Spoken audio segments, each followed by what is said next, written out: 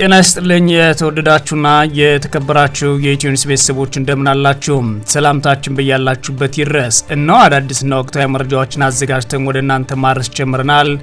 ከኢትዮኒውስ ልዩ መረጃዎች ጋር አብራችሁ እንድትቆዩ ግብዣችን ነው። በቅድሚያም አርዕስተ ዜናዎችን አስቀድማለሁ። የፋኖ ኃይሎች ወልዲያ ከተማ አቅራቢያ በተደረገው ውጊያ ድል ማድረጋቸውን አስታወቁ። በክልሉ ፍኖተ ሰላም ከተማ ዙሪያ በተፈጸመ ጥቃት ጉዳት መድረሱ የተሰማ ሲሆን በቆቦ ከተማ ደግሞ የብልጽግና አመራሩ ከነ አጃቢዎቹ ፋኖ ኃይሎች ተገድለዋል። በክልሉ በአገዛዝ ጦርና ፋኖ ኃይሎች መካከል በቀጠለው ውጊያ የብልጽግና አገዛዝ በሸዋ ቀጠና የድሮን ጥቃት ማድረሱም ተሰምቷል። በዝርዝር የምትሰሙት ቀዳሚ ጉዳይ ነው።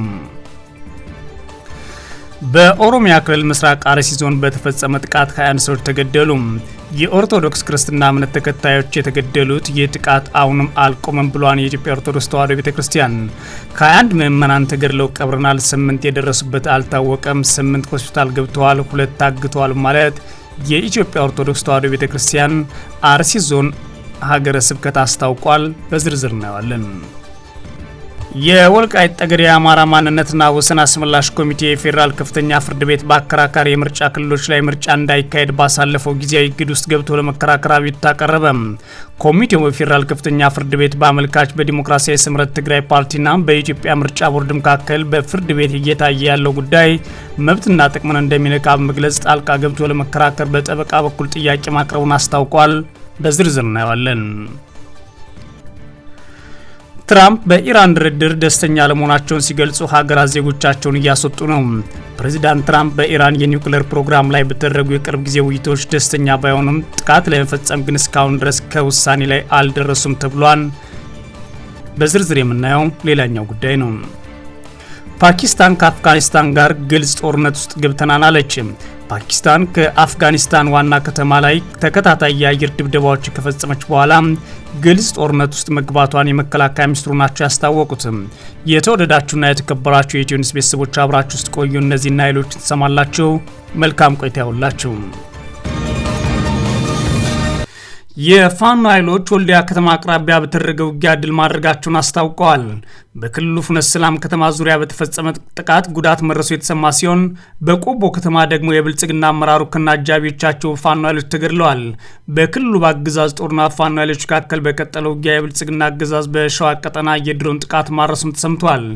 የካቲት 22 2018 ዓ.ም በሰሜን ወሎ ዞን ወልዲያ ከተማ ዙሪያ የከባድ መሳሪያ ድብደባ የፈጸመው የአገዛዝ ጦር ከባድ መሳሪያ ተኩስ ወደሚደረግባቸው አቅጣጫዎች እግረኛ ሰራዊት እየተጓዘ መሆኑን የመረጃ ምንጮቻችን ጠቅሰን መዘገባችን የሚታወስ ሲሆን የፋኖ ኃይሎች ከወልዲያ ከተማ ከተንቀሳቀሱ የአገዛዝ ጦር ጋር ውጊያ ማድረጋቸውን የአማራ ፋኖ ብሔራዊ ንቅናቄ ምኒልክ ዕዝ አስታውቋል። የፋኖ ኃይሎች በቀጠናው ሀብሎ ወረዳ ሲሪንቃ ዙሪያ ከወልዲያ ከተማ የተንቀሳቀሰውን የአገዛዝ ጦር ሰሜን ምስራቅ ዕዝ 46ኛ ክፍለ ጦር ጋር ባደረጉት ውጊያ ድል አድርገናል ነው ያሉት። በተለይም የፋኖ ኃይሎች በመርጦ ሚካኤል አቅጣጫና በሞላ ጊዮርጊስ በኩል እንዲሁም በቱላምባ አቅጣጫ በአገዛዝ ጦር ላይ የከበባ ውጊያ በመክፈት ድል ተቀዳጅተዋል ሲል አፋብኃኝ ምኒልክ ዕዝ አስታውቋል። የፋኖ ኃይሎች የከፈቱትን የተቀናጀ ውጊያ ተከትሎም የአገዛዝ ጦር ወልዲያ ከተማን ለመሸሽ ተገዷል ብሏል። በተመሳሳይ በቆቦ ከተማ የፋኖ ኃይሎች ሰርገው በመግባት በከፈቱት ተኩስ ለበርካታ ንጹሃን ግድያና እንግልት ተጠያቂ ነው የተባለ የገደመዩ ሊቀመንበር መገደሉን የአማራ ፋኖ ብሔራዊ ንቅናቄ ምኒልክ ዕዝ አረጋግጧል። በቆቦ ከተማ ገደመዩ ቀጠና ሊቀመንበሩ አቶ አያሌው ጌታውን ከናጃቢዎቹ ነው መገደሉ የተሰማው። የካቲት 22 2018 ዓ.ም በቆቦ ከተማ ሰኞ ገበያ አካባቢ የተኩስ ልውውጥ እንደነበረና 2 ንጹሃን ላይ ጉዳት እንደደረሰ ኢትዮኒውስ የከተማዋ ነዋሪዎች ጠቅሶ የዘገበ መሆኑ ይታወቃል። አሁን ላይ የንጹሃን ተጎጂዎች ቁጥር 5 መድረሱንም የመረጃ ምንጮቻችን ተናግረዋል። የፋኖ ኃይሎች የራያ ቆቦ ወረዳ የታጠቀውን የአገዛዙ ኃይል ዋና አስተባባሪ የገደመዩ ሊቀመንበር አቶ አያሌው ጌታውንና 2 ግብረ አበሮቹ ላይ የማያዳግም እርምጃ ወስደናል ሲሉ ያስታወቁ ሲሆን ይህን ተከትሎ አትክልት ተራ የተባለ አካባቢ በተደረገ የተኩስ ልውውጥ ሌሎች የሚኒሻ አባላት መገደላቸውን የመረጃ ምንጮች ጨምረው ተናግረዋል። የፋኖ ኃይሎች አቶ አያሌው ጌታውን የአማራ ፋኖ ብሔራዊ ንቅናቄ ያስተላለፈውን የምህረት አዋጅ አልቀበልም በማለታቸው ነው ወደ እርምጃ የገባ ነው ሲሉ አክለው አስታውቀዋል። በቆቦ ከተማና አካባቢው ለቀናት የዘለቀው ወታደራዊ ውጥረት አለ ያሉት የኢትዮኒውስ የመረጃ ምንጮች በተለይ አላማጣና ኮረም የነበረው የብልጽግና አገዛዝ ኮማንድ ፖስት ፈርሶ ወደ ቆቦ ከተማ ከገባ ጊዜ ወዲህ ከተማዋ ከፍተኛ የጸጥታ ኃይል ስምሪት ይታይባታል ብለዋል። በዚህ ውጥረት ውስጥ ነው የፋኖ ኃይሎች ሰርገው መግባት የወረዳው የታጠቀ ኃይል አስተባባሪ አያሌው ጌታውና አጃቢዎች ላይ እርምጃ መውሰዳቸው ያስታወቁት። በክልሉ ምዕራብ ጎጃም ዞን ፍኖተ ሰላም ከተማ ዙሪያ የፋኖ ኃይሎች በከፈቱት የደፈጣ ውጊያ ደግሞ ቁጥራቸው ያልታወቁ የአገዛዙ መከላከያ አባላት የሞትና የአካል ጉዳት ደርሶባቸዋል ሲሉ የኢትዮኒውስ የመረጃ ምንጮች ተናግረዋል። የደፈጣ ጥቃቱ የተፈጸመው የአገዛዙ መከላከያ ፍኖተ ሰላም ገወቻ የተባለ አካባቢ ለአሳ በወጣበት ወቅት እንደሆነ ነው የፋኖ የመረጃ ምንጮች አክለው የተናገሩት። በሌላ በኩል በክልሉ በአገዛዙ ጦርና ፋኖ ኃይሎች መካከል በቀጠለው ውጊያ የብልጽግና አገዛዝ የሚያርሰውን የአየር ጥቃት ቀጥሎበታል ተብሏል። በትላንትናው ዕለትም በሸዋ ቀጠና ጃማ ወንዝ አካባቢ የድሮን ጥቃት መድረሱ ተሰምቷል። በሸዋና ወሎ አዋሳኝ ቀጠና ጃማ ወንዝ አካባቢ በተፈጸመው የድሮን ጥቃት የደረሰውን ጉዳት በተመለከተ ይህ ዘገባ እስከተጠናከረበት ጊዜ ድረስ ለማወቅ አልተቻለም። በኦሮሚያ ክልል ምስራቅ አርሲ ዞን በተፈጸመ ጥቃት 21 ሰዎች ተገደሉ። የኦርቶዶክስ ክርስትና እምነት ተከታዮች የተገደሉበት ይህ ጥቃት አሁንም አልቆመም ተብሏል። 21 ምዕመናን ተገድለውብናል፣ ቀብረናል፣ 8 የደረሱበት አልታወቀም፣ 8 ሆስፒታል ገብተዋል፣ 2 ታግተዋል ማለት የኢትዮጵያ ኦርቶዶክስ ተዋሕዶ ቤተክርስቲያን አርሲ ዞን ሀገረ ስብከት ማስታውቋል። ተደጋጋሚ ግድያ የሚፈጸምበት በኦሮሚያ ክልል ምስራቅ አርሲ ዞን ሸርካ ወረዳ በተፈጸመ አዲስ ጥቃት እስካሁን ባለው መረጃ 21 ምዕመናን በታጠቁ አካላት መገደላቸውን የወረዳው ቤተ ክህነትና የዞኑ ሀገረ ስብከት ለሚዲያ ተናግሯል። በኢትዮጵያ ኦርቶዶክስ ተዋሕዶ ቤተክርስቲያን አርሲ ዞን ሀገረ ስብከት የሽርካ ወረዳ ቤተ ክህነት አካል በሰጡት ቃል አሁንም ምዕመናን ተገድለዋል፣ እስካሁን 21 ምዕመናን ቀብረናል ብለዋል። ኃላፊዎቹ አሁንም ታጣቂዎች ግድያ የፈጸሙበት ቀበሌ ገብተው መኖሪያ ቤቶች እያቃጠሉ ነው ያሉ ሲሆን ሁኔታው ከባድ ነው ማለትም ተናግረዋል። ይህ ግድያ የተፈጸመው ትላንት ሐሙስ የካቲት 19 2018 ዓ.ም ጀምሮ መሆኑ የታወቀ ሲሆን የታጠቁ አካላት በትላንትናው ዕለትም ለማጥቃት ተመልሰው እዛው ቀበሌ ገብተዋል ተብሏል። ግድያው የተፈጸመበት ቀበሌ በሸርካ ወረዳ ጃዊ ዋጮ እንደሚባል የተገለጸ ሲሆን አካባቢው አሁንም ከፍተኛ ስጋት ያለበት ሆኗል። በኢትዮጵያ ኦርቶዶክስ ተዋሕዶ ቤተክርስቲያን የአርሲ ዞን ሀገረ ስብከት በኩሉም ግድያው እንደ አዲስ ተቀስቅሶ ከሐሙስ ጀምሮ እየተፈጸመ ነው ብሏል። ከወረዳው ቤተ ክህነትና በአካባቢው ካሉ ነዋሪዎች እንደሰማሁትም ጉዳቱ እየሰፋ መጥቷል ብሏል። አንድ የዞን ሀገረ ስብከት አመራር በሰጡት ቃል ደግሞ የተገደሉት 22 ናቸው የተባለ ነው። 21 መገደላቸው ግን ትክክለኛ መረጃ ደርሶናል። እነሱም ትላንት አርብ ተቀብረዋል ብለዋል። በደረሳቸው መረጃ መሰረት ሸርካ ወረዳ ጃዊ ቀበሌ ገብሬ ማህበር የካቲት 19 ለ20 አጥቢያ ከሌሊቱ 10 ሰዓት ጀምሮ አንድ ካን 2 ሴቶችና 18 ወንዶች በድምሩ 21 ንጹሃን ወገኖቻችን ህይወት አልፏል ብለዋል። እንዲሁም በተጨማሪም 2 ሰዎች በታጣቂዎች ታግተዋል የተባለ ሲሆን ሌሎች 8 ሰዎች ደግሞ ጠፍተው የደረሱበት አልታወቀም ተብሏል። በከፍተኛ ጉዳት ስር ያሉ ሌላ 8 ሰዎች ደግሞ በጋምቤላ ሆስፒታል ሕክምና ላይ ይገኛሉ ሲሉ ገልጸዋል።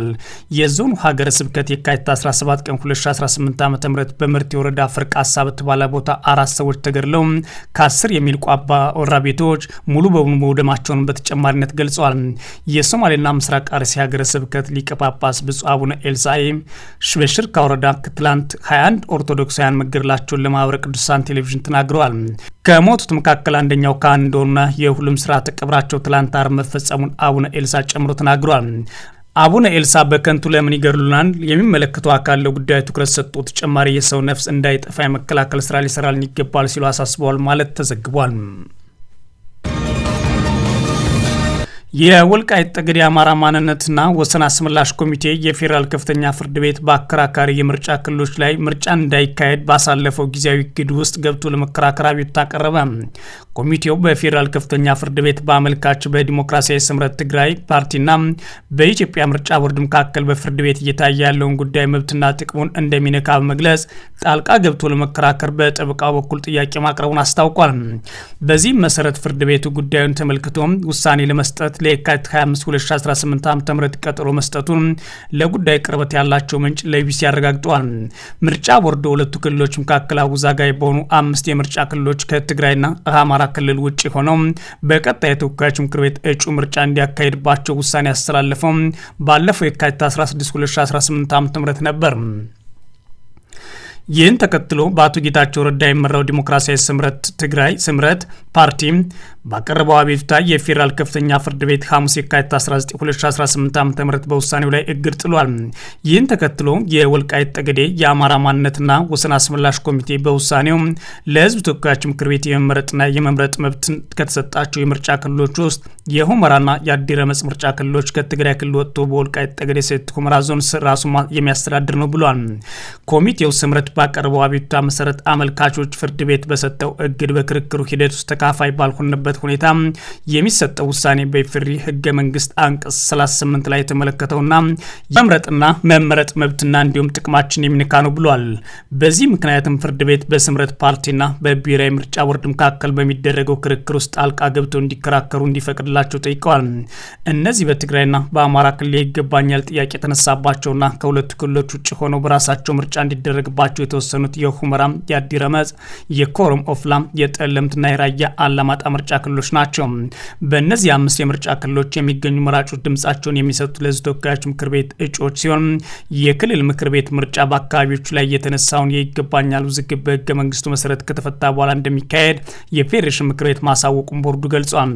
ይህን ተከትሎ በአቶ ጌታቸው ረዳ የሚመራው ዲሞክራሲያዊ ስምረት ትግራይ ስምረት ፓርቲ ባቀረበው አቤቱታ ፌዴራል ከፍተኛ ፍርድ ቤት በውሳኔው ላይ እግዱን ጥሏል።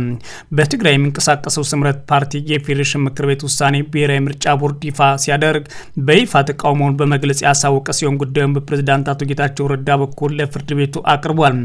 የጠቅላይ ሚኒስትሩ የምስራቅ አፍሪካ ጉዳዮች አማካሪ የሆኑት የቀድሞ የትግራይ ክልል ጊዜያዊ አስተዳዳሪ ፕሬዝዳንት አቶ ጌታቸው ረዳ በማህበራዊ ገጻቸው ላይ ባጋሩት በዚህ ውሳኔ ምርጫ ቦርድ መልሱን የካቲት 25 2018 ዓ.ም እንዲያቀርብ ፍርድ ቤት አዟል። የኢትዮጵያ ብሔራዊ ምርጫ ቦርድ በአማራና ትግራይ ክልል መካከል አከራካሪ ሆነው የቆዩ የተባሉትን 5 የምርጫ ክልሎች በተመለከተ ከፌዴሬሽን ምክር ቤት ደርሶኛል ያለውን ውሳኔ ይፋ ካደረገ በኋላ የሁለቱ ክልሎች ፖለቲከኞች ድጋፋቸውና ተቃውሟቸውን ገልጸዋል። የትግራይ ክልል ጊዜያዊ አስተዳደር ህዝባዊ ወያኔ ሓርነት ትግራይ ህወሓት፣ ዲሞክራሲያዊ ስምረት ትግራይ ስምረትና ሌሎች በትግራይ የሚንቀሳቀሱ ፓርቲዎች ውሳኔውን ሲቃወሙ በአማራ ክልል በኩል ያሉ የፖለቲካ ፓርቲዎች የተላለፈውን ውሳኔ ደግፈውታል። በትላንትናው ዕለትም በትግራይ ጊዜያዊ አስተዳደር ጥሪ በተለያዩ የክልሉ አካባቢዎች ነዋሪዎች አደባባይ ወጥተው የተቃውሞ ሰልፍ ማድረጋቸውን የክልሉ መገናኛ ብዙሃን ጠቅሰን ዘግበን ነበር።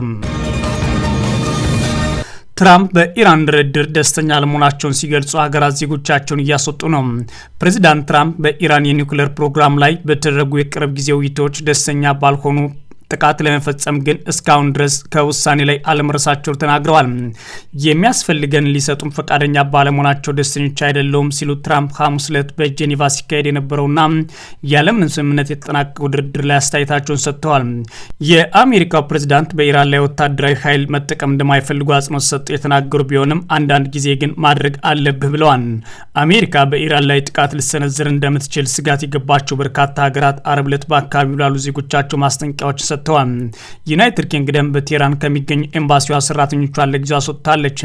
ወደ እስራኤል አስፈላጊ ካልሆነ በስተቀር ሁሉም ጉዞዎች እንዳይደረጉ በሚልም የጉዞ መመሪያዋን አሻሽላለች። ቻይና፣ ህንድና ካናዳን ጨምሮ ሌሎች ሀገራት ዜጎቻቸው ጦርነት ሊከሰት ስለሚችል በተቻለ ፍጥነት ከኢራን ለቀው እንዲወጡ አሳስበዋል። ጀርመን ዜጎቿ ወደ እስራኤል እንዳይጓዙ ስትመክር፣ ፈረንሳይ ደግሞ ባይጓዙ መልካም መሆኑን ለዜጎቿ ገልጻለች። ይህ በእንዲህ እንዳለ አሜሪካ በኢራን የሚገኙ ዜጎቿን በፍጥነት ለቀው እንዲወጡ ማሳስባለች። በእስራኤል የሚገኘው ኤምባሲዋ ወሳኝ ያልሆኑ ሰራተኞችና ቤተሰቦቻቸው ሀገሪቱን ለቀው መውጣት እንደሚችሉ በመግለጽ ይህን የንግድ በረራዎች ሳይቋረጡ እንዲያደርጉት መክሯል። ትራምፕ በቴህራን ላይ የኒውክሌር ፍላጎቷን በተመለከተ ስምምነት ላይ ካልደረሰ ወታደራዊ እርምጃ እንደሚወስዱ ማስጠንቀዋል። አሜሪካ በአውሮፓውያን 2003 ኢራቅ ከወረረች ወዲህ በመካከለኛው ምስራቅ ግዙፍ ነው የተባለ ወታደራዊ ኃይል አሰማርታለች። ኢራን ደግሞ ጥቃት የሚፈጸምባት ከሆነ ምላሽ ለመስጠት ዝታለች። ዋሽንግተንና አጋሮቿ ኢራን የኒውክሌር ጦር መሳሪያ ለማምረት እየተንቀሳቀሰች እንደሆነ ይጠረጥራሉ። ተሬን ግን ይህንን በተደጋጋሚ አስተባብላለች። ምንም እንኳን ያላትን ዩራኒየም ጦር መሳሪያ ለማምረት በሚያስችላት ደረጃ ላይ ብታበለጽግም ፕሮግራሟ ለሰላማዊ ዓላማ እንደሆነ ነው ቴህራን የምትገልጸው።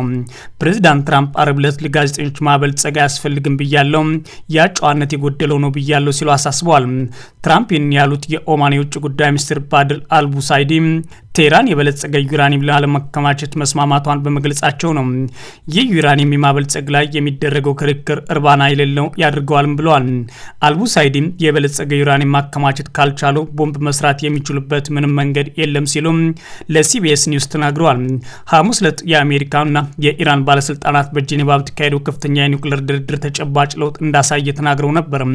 ነገር ግን ትራምፕ አሁን ላይ ደስተኛ አይደሉም ማለታቸውን ተከትሎ ጦርነቱ ሊቀሰቀስ ይችላል የሚል ስጋት በዓለም ላይ አንዣቧል። ፓኪስታን ከአፍጋኒስታን ጋር ግልጽ ጦርነት ውስጥ ገብተናል አለችም። ፓኪስታን በአፍጋኒስታን ዋና ከተማ ላይ ተከታታይ የአየር ድብደባዎች ከፈጸመች በኋላ ግልጽ ጦርነት ውስጥ መግባቷን የመከላከያ ሚኒስትሩ ናቸው ያስታወቁትም። ሚኒስትሩ ካዋጅ መሐመድ አሲፍ በአፍጋኒስታን ላይ ጥቃቶች ከተፈጸሙ በኋላ ትዕግስታችን ተሟጧል ብለዋል። የአፍጋኒስታን ታሊባኖች ሐሙስ ምሽት በድንበር አቅራቢያ ባሉ በፓኪስታን ሰራዊት ይዞታዎች ላይ ጥቃት ፈጽማቸውን ተከትሎ ነው ምላሽ ሰጠችው።